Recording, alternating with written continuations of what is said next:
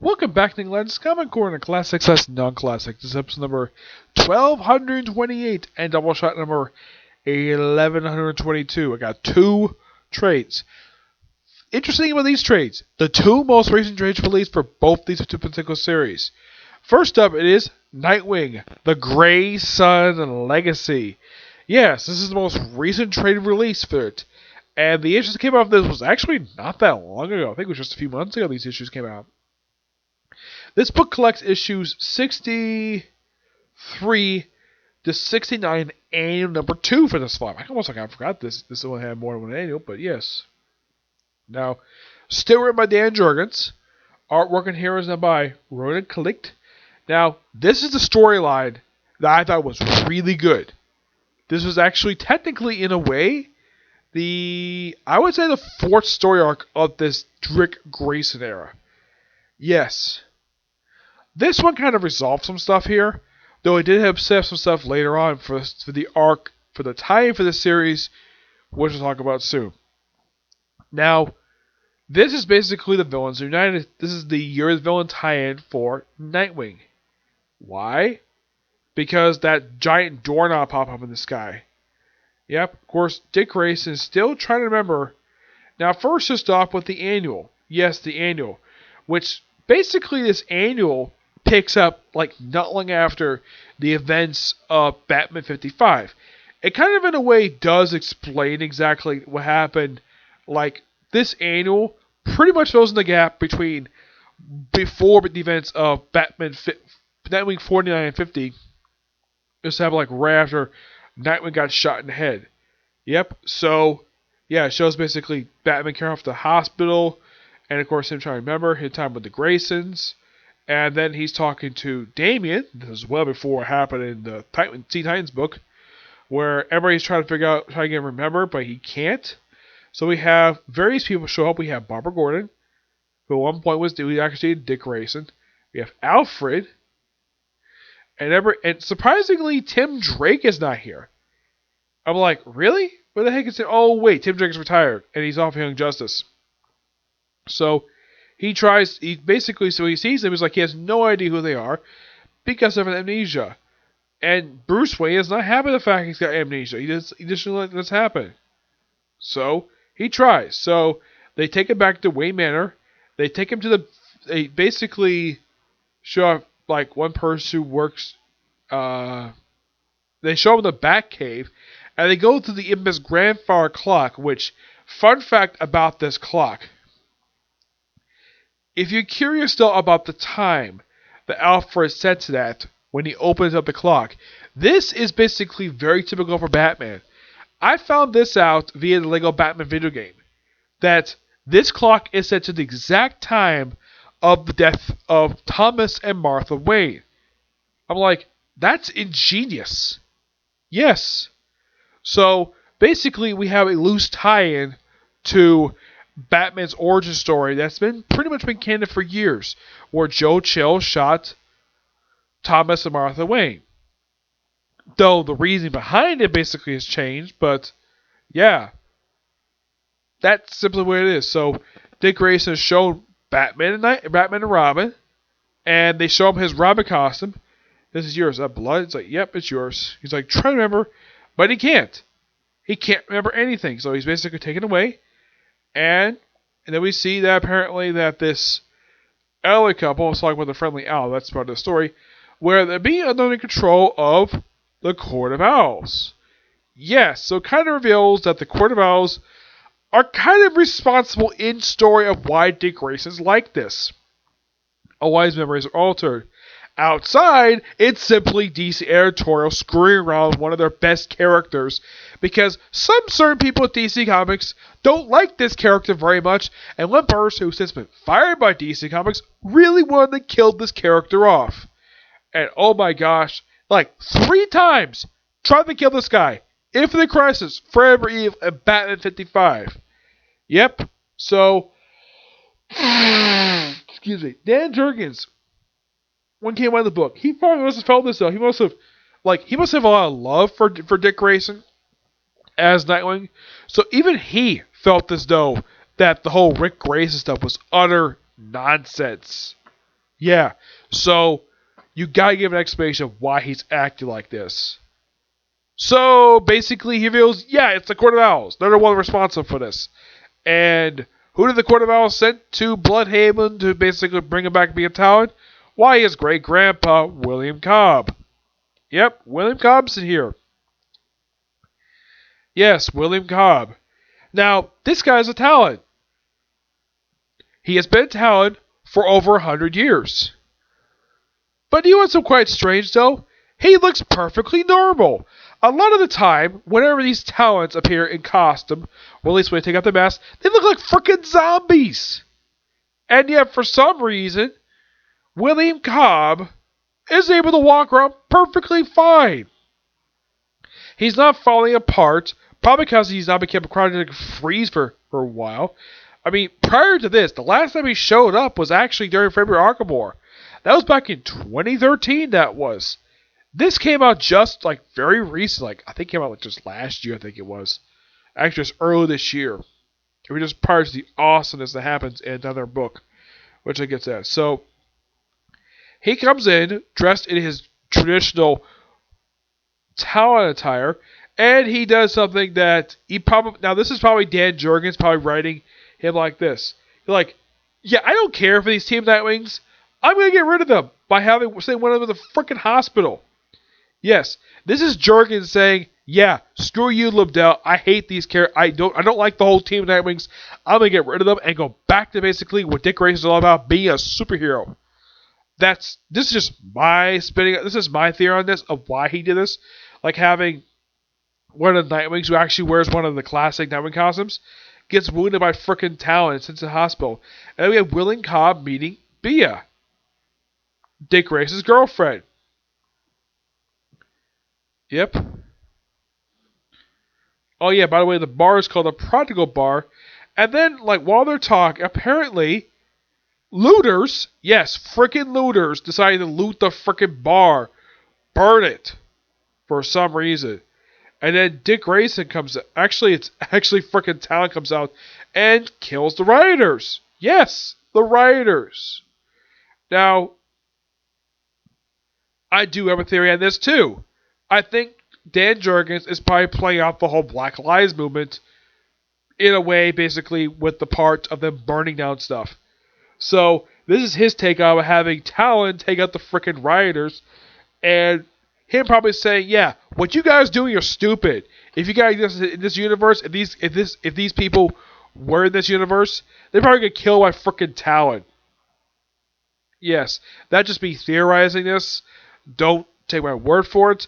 I'm not really sure what Dan Jurgens think a lot of the time. I've only met the guy once at Comic-Con. This was about 4 years ago at Comic-Con. It was at Tampa Comic-Con. That's going to be in person. But I'm sure he, of course, must have his own reasons, basically, for doing this stuff, what he did in this arc. That's why I love this arc so much, because he gets rid of all the bull crap. Now, I don't blame Lobdell for what happened with the whole Rick race and stuff. That's not him, or Ben Percy, or Dan Jurgens. I don't blame any of these writers. I blame DC editorial for this. Because I think they're at fault for this nonsense. Heck, the readers hate the Rick Grayson stuff because they think it's utter stupidity. And when they read Nightwing, they expect to see Dick Grayson in his Nightwing costume. Not having him have amnesia. Yes, so he brings one of the Nightwings to the hospital. He tells basically what happened. He was attacked, and his sister's on the way. And then we see some of the Nightwings basically going to the hospital. And of course, well, the female Nightwing decides to stay with her brother. So they say go out and go off to frickin' Talon. It's like he calls himself Talon. And apparently somehow Dick Grayson knows who Talon is, despite I think he's got amnesia. Now the thing is, he has fought Talons before, but that was back during Night of the Owls. Which that came out in 2012. That was 8 years ago. Yeah, he's actually fought Talons. So, how the heck would you remember Talons is complete mystery. So, he beats up some rioters. And, well, he goes basically to save his girlfriend. And he's confronted by his great-grandfather, William Cobb. He finally shows up. as far as I can tell, this is the first time I can think of they've actually seen each other face to face. I can think of, because the last time we showed prior to this, because the thing is, William Cobb hasn't really shown up very much at all. Not really, no. I mean, his first appearance was in Batman. He's a Scott Snyder character. And aside from the fact that he's basically Dick Grayson's great grandfather, not much is known about him. Heck, there's never been a backstory explored about him, aside from the fact that he was a talent for a long time. Though he's basically, it's kind of like he pretty much is a talent. It's almost like he also went through the Lazarus pit, just like Calvin Rose did in his old book. So basically, we have Nightwing versus, well, it says his grandfather, but nope, it's actually his great grandfather. So Bia tries to fight him off, even though he basically thinks he's dead, but nope, he's not dead. So he fights him, and then and of course you have people like throwing torches around, like trying to kill people, and then all of a sudden, let's see, I hate when that happens. So, and then this happens, because this happened. All of the Year Villain tie-ins, this happened. Yes, something that started back in Justice League. Yeah, put this in disguise as all DC comic books. It's like, everyone's like, what? That's not natural. What the heck's causing it? Lex Luthor caused this damn thing to happen. Which, I still think this is awesome. And I like the fact, even though that this doesn't really interrupt the main story at all. Scott Snyder, when he did this whole storyline of Year of the Villain, this was well thought out, planned, and the fact they made a lot of the tie-ins really good. Yeah, none of the tie-ins from Year of the Villain were bad.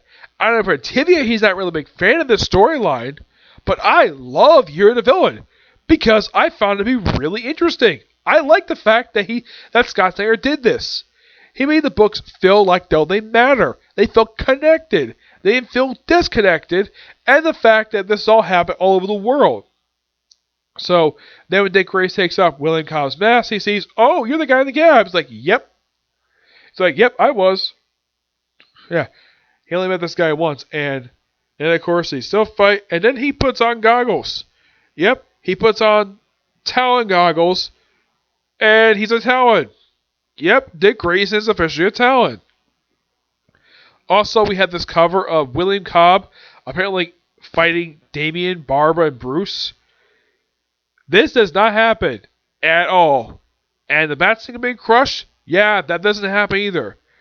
And then we see Malcolm putting out fire at, looks like a high school. He looks like a freaking high school. And they try to see what's going on. And then we have Far Away. Yep, we see that apparently. The blonde hair. Yeah, Dick's therapist. She's a member of the Court of Owls.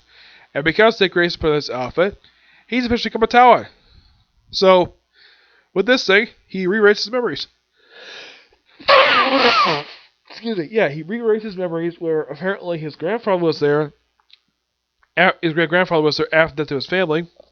It was brought in as a Talon. Basically, he brainwashed him. Apparently, he's the one who trained him, not freaking Bruce Wayne. Nope. He rewrites his memories. And then he's given his own Talon costume. Yep. He's given his own Talon costume. Which, this is it right here. It looks like the same costume that basically William Cobb wears.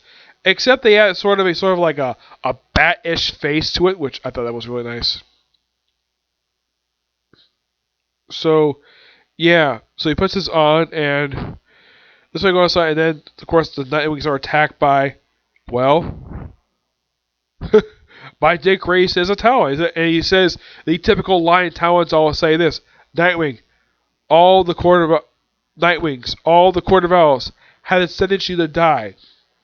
Yes, that line has been frequently said by every single Talon that's ever popped up in DC comic books. And having Dick Grayson say it here is interesting to say at least, because this is something normally he wouldn't say. So he fights the Nightwings. Yep, and then we have this other character show named Condor Red. I don't know who this character is. He just randomly shows up like... So he just randomly shows up here and just flies about, doesn't do much of anything at all. Crap, I need to do that. So...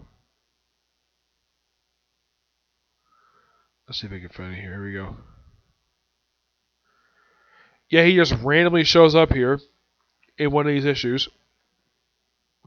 Richard Gray's an assassin. So he tries to take out the Nightwings. And thanks to Condor Red, which apparently Nightwings have no idea who this character is, he just randomly shows up, fights Dick Grayson in his Dick Grayson Tower, and eventually he breaks the guy's mask like, "Who are you?" He's like, "Please don't." Like, he's supposed to do it, my son. Finish him. He's like, "Please, I'm family." And he doesn't. Why did you? I mean, who are you? And he takes out the mask, and it's, well, Dick Grayson, obviously. Yep, he takes out the mask, and then we have, well, Dick Grayson's Robin when he's a kid. I like the fact this flashback actually has him in the correct Robin costume. Yes, this is the correct Robin costume he wore when he was a kid. Though the shorts are wrong, I like the fact they got the correct one this time. Thank you. And we have, apparently looks like his memories are slowly coming back to him. Yes, all the classic memories, like this image right here with him in the disco costume. Yeah, that's what believe it or not, that's from New Titans number 44. New Titans number 44. We have him as Batman. We see him proposing to Barbara Gordon when she's in a wheelchair. We see the new Teen Titans, which I thought this was a really cool image. I gotta hand the artist. This is a damn good image. Good 2-page spread. High praise for the artist who did this. And we see the various villains. And on this page, I see the current ventriloquist, New 2. We see also Owlman, the Penguin. Let's see. I think that's Judo Master. We see Manhunter, Catwoman. This, of course, is pre-Flashpoint Catwoman. Well, from the Jim Fallon era. We see the Scarecrow. We see, looks like a couple of people look like Tarantula. We see Raptor. Yeah, Raptor is a character from this run. We see the female Tarantula, a character Nightwing has never met in this continuity. We see frickin' Bane, the Joker, and Blockbuster. Yeah. First Heroes page. Oh, yeah, also, we also have Torque. Yes, frickin' Torque is here. Yes, Torque on this page. Those are who this character Torque is. And you're probably thinking, why does his head look like that for? That's something Blockbuster. This guy was a crooked cop that Blockbuster turned his head 180 degrees, and somehow this guy was still alive. This is a pre-Flashpoint villain. Yeah, the Riddler's here this page too. Oh look, the Jim Fallon Catwoman costume, obviously. We also have Raptor. Great page. Love seeing Two-Face, but yes, oh my gosh, seeing Torque and the Jim Fallon Catwoman costume. That's awesome. So, seeing the Joker here is amazing too. And he's like, "Who are you?" He's like, "Condor Red. You want to kill me, or at least?" Like, really? He's like, "I'm too missing now." And then, of course, well, then apparently his program was broken. Like, not yet. The program was broken, but nope. And then he just basically takes out the costume, picks up a couple sticks. He basically throws on the bow, and starts fighting his great-grandfather on the bridge in Bloodhaven. An awesome battle. Which apparently looks like that he falls off, and apparently looks like that William Cobb is just disappeared. He just falls right off in the water, and then he's saved by Malcolm, and then he hugs Bia, and like everything is like over. It's like he remembers everything. Everything is like not over. Yeah, this relationship ends. And of course they make out, and then we see apparently Dick Grayson having a follow up, and we see having a new costume, very unfriendly out. This is a follow up to the annual, where apparently goes to Switzerland to confront, well, what exactly happened. Basically, we see the two memories. We see the William Cobb memories and the true memories. So, and apparently go visit Gotham City, where apparently see the friendly owl. And it turns out, yep, it's the Court of Owls. So he meets up with one of the Court of Owls, not the Grand Master Court of Owls. Oh no. From what I remember, I think that Dick Grayson took out the Grand Master Court of Owls, was in charge of all the branches of Court of Owls. I think he took them out back at the start of the series. But it's interesting that we have a return to that Court of Owls here. Takes him out and fights him. And then we have this female member of the Court of Owls to look like about restores memories. And then, of course, the place explodes. The woman just falls up. He's just like, got you. And then he just grabs the crystal, but the woman disappears. And then meanwhile in Gotham City, we have the Nightwings on TV. He's like... And then we see Eeny, Meeny, Nightwing. And then this person with a chalk white arm smashed TV with a crowbar. Who is this? The Joker! Why is he here? To set up the awesomeness that is Joker War! Yes! Thank you, Jurgens, for doing this. All in all, great. This storyline is fantastic. Better than the garbage we had before. Because even I love the fact that this is going on. This is fantastic. I give this book a 10 out of 10. It's a damn good story. Love the ending to it. It is so damn good. Alright, next up is Amazing Spider-Man Volume 8, Threats and Menaces. And yes, Ryan Ottley is back in the artwork again. This book collects Amazing Spider-Man Volume, I believe this is Volume 5, issues number 37 to I think it's like 43. Yep. Now, there were two different artists here. Ryan Ottley issue 37 and 41 to 43. The rest of the issue, 38 to 40, is done by Evan Kalita with Z Carlos issue 40. And of course, you also have three other stories. You have Sins of Overdrive, Sins of Lethal Legion, and Sins of Somebody. Of course, thanks, Master. That's right, everything here. And of course, the short stories basically are backup stories. Now, one of these stories has the return of a character. Yes, I'll get to that. Yes, so we have Spider-Man swinging to the city. We have Jameson basically doing his, radio show he's doing, and then he's interrupted by these other guys. I'm not sure who these guys are supposed to be. And he's frustrated by this, and he goes, I get pizza with Nora Winters. Yep, Nora Winters. I'm kind of glad the fact Nick Spencer brought this character back because I'm kind of like, where the heck has she been? Because the thing is, prior to this, Nick Spencer had her in another book get put in prison by Hydra Cap. When did she get released? Who knows? Because we see apparently Spider-Man having Civil War 2, which that's interesting. And we have Ryan Ottley, the way he draws some characters like Wager's arm is okay. Carol looks like she's much older. The way she looks in this panel here, she looks like she's in her 50s. I'm like, what the heck is up with Ryan Ottley's artwork on Carol Danvers? Cap, man, everybody else looks fine except for Carol. I'm like, why the heck did you draw Carol this way for? But that's Ryan Ottley for you. But the guy basically was not working on Invincible. He worked on almost the entire series. So you can expect this from him. Yeah, but at least he doesn't have Carol Danvers trying to rape Spider-Man. Yeah, that's something that happened in a whole rape thing that happened in the pages of Invincible, when the main character got raped by one of the aliens of his father's species. Yep. Yeah, Spider-Man basically just doing various things, trying to solve crime, doing normal things. We have a character that looks like Stan Lee when he was younger, who basically buys stuff at looks like a convenience store. Him buying flowers, and him basically rooming with some guy who just basically, I don't know who this guy, I think this guy, Spider-Man says, look like he's having a sandwich or something, and he falls asleep. I don't think this is Randy. I think it could be Boomerang.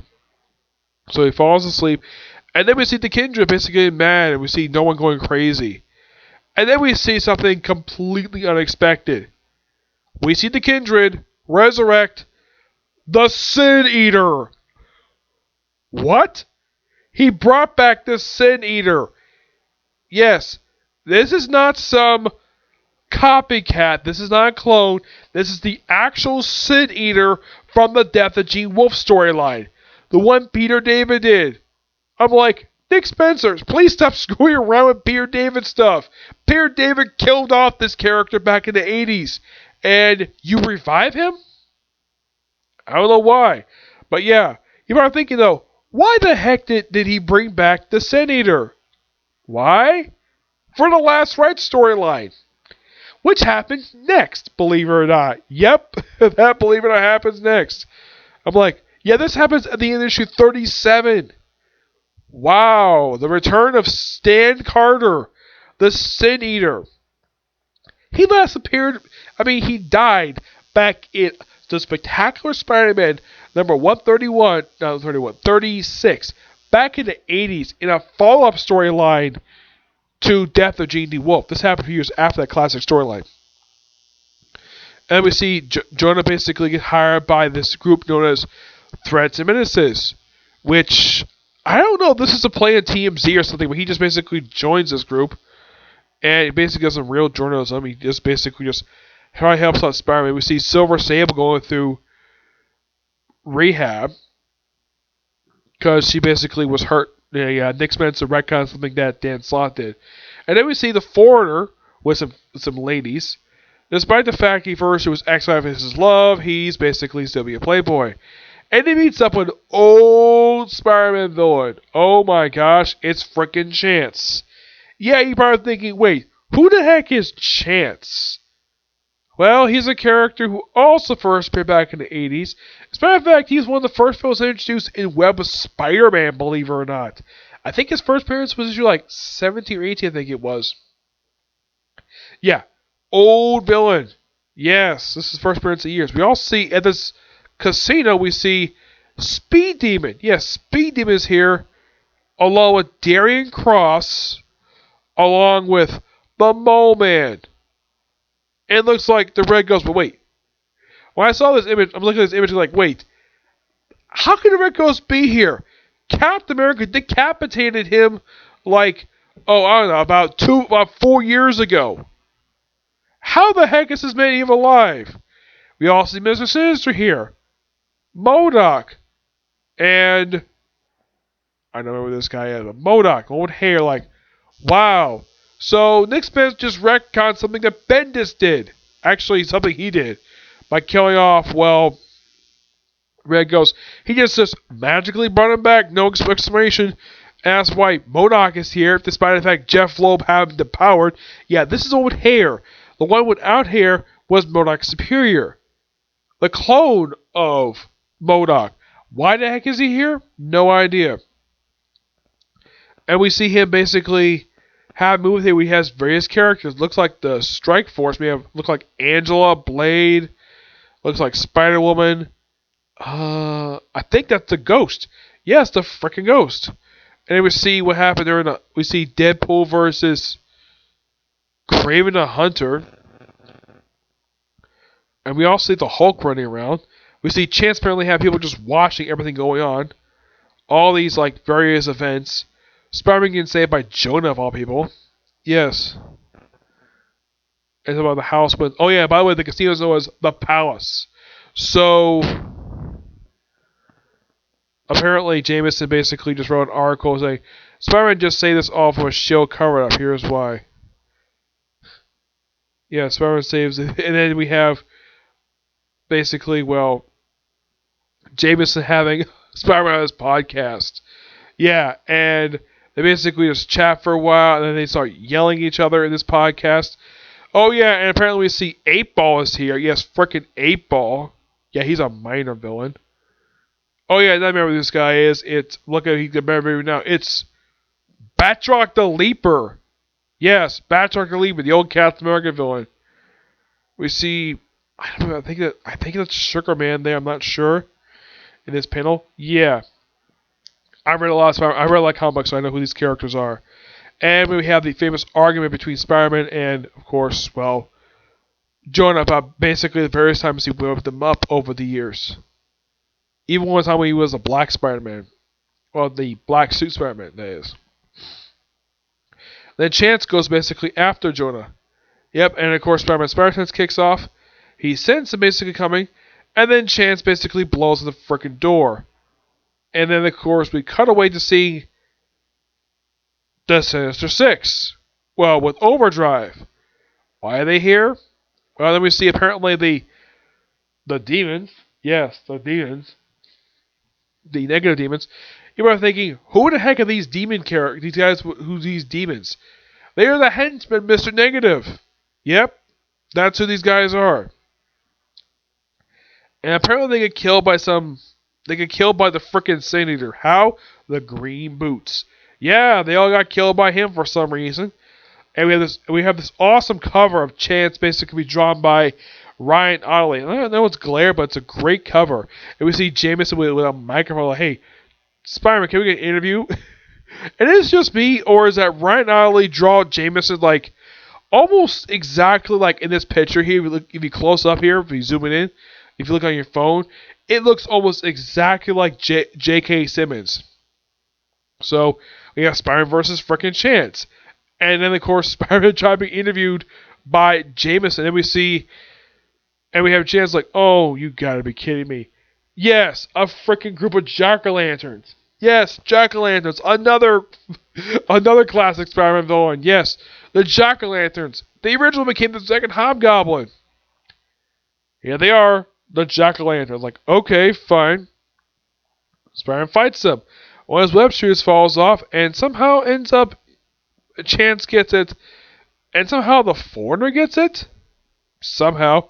Jameson basically sits down and have a private chat with him. Of course, they just laugh it off, and of course, the foreigner basically just has a press conference.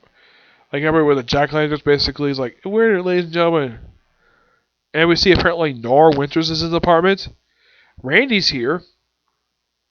And apparently Nora has apparently found out about Peter being, it's implied, may find out he's Spider-Man. It's like,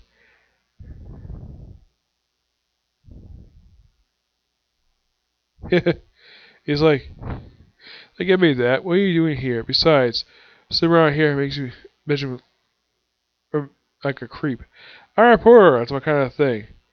What you call reporting. Where you listen. I think Spider-Man's pretty angry about the whole thing. I don't like him when that's Luke Cage.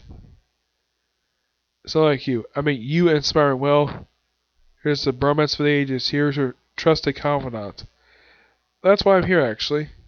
What? You want me to give a message to Bill for the damaged garage machine? No, dummy. Here, offer you a job. A job? Yeah. So, basically, she gets him hired at Threats and Menaces. So, yeah. And we see someone named Jamie who calls himself clairvoyant at this palace place. And we see Nora, who basically is talking to her boss. Who is the one who owns Threats and Menaces? The Chameleon. Yep, the Chameleon is the one who runs it. For some reason. Don't know why, but he does. And then we see apparently opens up issue 41, where apparently we see Spider-Man beat a bunch of vermins. Yep, vermin. Why? Just cuz. And apparently boomerangs are helping him out, along with seeing images of the female Electro. And we see Rhino here. Apparently they're just working with him. And we see the Syndicate. Yes, the Syndicate, which is made up of Trapster. Well, female Trapster. We also see Kangaroos here. Spot. Warner Brothers Grimm. We also see White Rabbit, the female Beetle. Scorpina, female Scorpion. Basically, remember some stuff. Boomerang basically kind of trying a new leaf. And apparently it looks like this old man's like, I think this is supposed to be a terrible tinkerer. Yeah, the terrible tinkerer.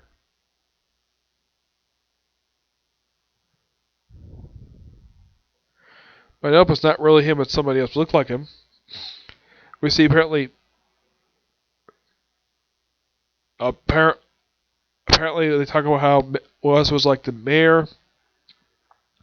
And then we see stuff related to stuff that's happened since the start of the book, since the start of this run, which I like the fact that, well, the Nick Spencer did this, which I thought was quite nice of him to do. So, more Brian Vermins, and we see Wilson Fisk open a locket where it has basically his late wife there. And then we see still more fighting. We see apparently it looks like a Project Pegasus. Like, what? Project Pegasus? Yes, apparently this place is still active somehow. Or apparently some creature's being shot at. And we see Count Nefardius here, along with the Gargoyle. Yep, they break in. And, of course, Count Nefardius steals some life energy. And then we see a couple of. Well, I think my friend Edgar would love this. Apparently, we see Elite Legions back together. Whereas we have Count Lafardia, the Gargoyle. Believe it or not, look like. I think it's supposed to be the top, and the Living Laser. Yeah, he's an Iron Man villain. Yes, the Living Laser. My friend Edgar would love seeing this because he's a big Iron fan. He loves seeing Iron villains. But yeah, Legion's back. Yep, I'm like, when the heck was last time these guys showed up? 42. Oh yeah. By the way, Spider-Man's finding Gog. Gog was a former pet of Kraven the Hunter. Someone got let loose in New York City, so I think this guy lived in Savage Land. We see some aliens. We see a flashback to this time of Kraven the Hunter. We see, looks like Dr. Octopus, basically the original Sinister Six, well, one of the versions anyways, with Hobgoblin from the 90s, where apparently he was part of Sinister Six. Basically, it's all focused on Gog himself. That's what all 42 is. And 43. Yeah, but then this shows up. He tries to shoot the damn thing. Of course, his mouth gets weathered by Spider-Man. Pulls the helicopter. And, of course, he tries to stop. He basically successfully stops him. And apparently Gog got shrunk himself down to where he just becomes a pet for Peter for some reason. Yep. Yep, and that's what the thing. And then we see, looks like somebody opening up, looks like a vault. And sends up something. What this is, don't know. Could be something to find out next trade. Yep. All in all, damn good trade. I give this one pretty much a 9.5 out of 10. Damn good. Can't wait for the next volume whenever it comes out. Oh yes, I can't wait. So yeah, and this is surprising. I never had. It's been a while since a Comic Core last this long, but these two trades add a lot to talk about for these damn things. So that's mainly the reason why that these last couple of Comic Core have been really long, because there's been a lot to talk about. There probably will be a lot to talk about for next Comic Corner, but I'm talking about Avengers and Wonder Woman. Yep. We'll discuss next Comic Corner, but in the case of videos, yeah, I think this is it for today. Tomorrow I might have another Comic Corner, maybe two, and maybe also a review for Trinity Blood. Trinity 7, okay? Next video. Bye.